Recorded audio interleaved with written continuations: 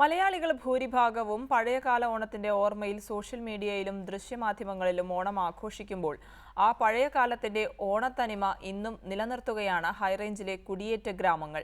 പൂക്കളിർത്തും പൂക്കളം തീർത്തും ഇവർ ഓണത്തെ ആഘോഷിക്കുന്നു.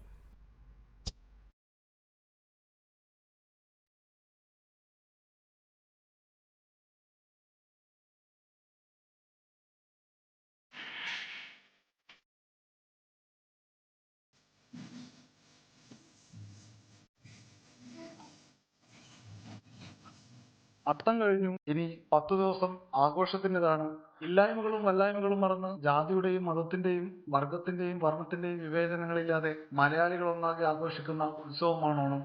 മാവേലി വന്നനെ വരവേൽക്കാൻ അത്തം മുതൽ 10 നാൾ ചാണകം മെഴുകിയ മുറ്റത്ത് അത്തപ്പൂക്കളം തീർത്തും തിരുവോണ നാളിൽ ഓണക്കോടി എടുത്ത് ഒന്നിച്ചിരുന്നുണ്ട ഓണസദ്യയും എല്ലാവരുടെയും ഓർമ്മയിൽ ഊറി നിൽക്കുന്നുണ്ടാവും. എന്നാൽ ഓണം എന്നത് ഓർമ്മയിൽ സൂക്ഷിക്കാൻ മാത്രമുള്ളതല്ല, അതെല്ലാവരുടെയും പഴമയുടെ തനിമ നിലനിർത്താൻ കൂടി ഉള്ളതാണെന്നാണ് ഹൈറേഞ്ചിലെ പുതുതലമുറ പറയുന്നത്.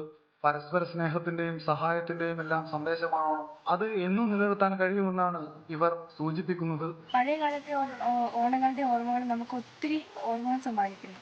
പക്ഷേ പുതുതലമുറ ഇതെല്ലാം അവഗണിക്കുകയാണ്. പുതുതലമുറ പരിശ്രമിച്ചാൽ നമുക്ക് പഴയ കാലത്തെ പോലെ ഒരു ഓണം വീണ്ടെടുക്കാനായിട്ട് സാധിക്കും.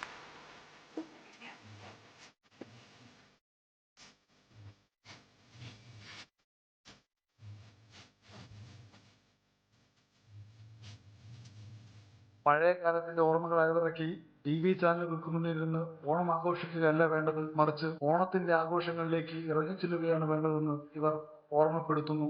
പ്ലാസ്റ്റിക് പൂക്കളും പേപ്പർ വാഴയിലയും കൊണ്ട് ആധുനികതയിലേക്ക് മാറിക്കൊണ്ടിരിക്കുന്ന മലയാളിയുടെ ഓണ സംസ്കാരം തിരിച്ചു പിടിക്കണമെന്ന് ഓർമ്മപ്പെടുത്തുകയാണ് ഈ പുതുതലമുറ. റിപ്പോർട്ടർ, ഇടുക്കി.